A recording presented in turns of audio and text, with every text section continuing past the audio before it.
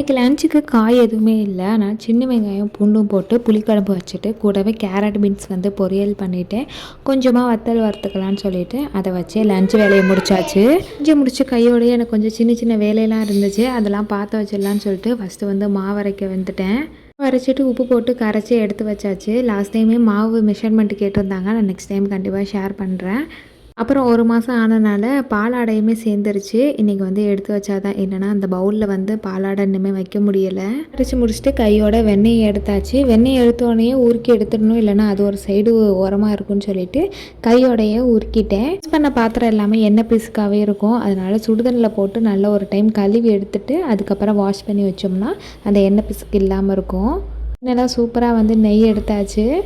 இந்த வேலையெல்லாம் முடிக்கவே ஈவினிங் ஆயிடுச்சு. ஈவினிங் டீ போட்டு குடிச்சிட்டு அப்படியே பாப்பாவுக்கு ஹோம்ஒர்க் சொல்லி கொடுத்துட்டு நைட் டின்னர் செய்ய வந்துட்டேன். வீட்டில் இல்லாதனால மதியானமே கொஞ்சமாக அடக்கி ஊற வச்சுருந்தேன். அதை அரைச்சி தோசை சுட்டாச்சு. சைடிஷ் எதுவும் பண்ணலை, அப்படியே சாப்பிட்டாச்சு. நாளைக்கு இன்னொரு வீடியோவில் பார்க்கலாம்.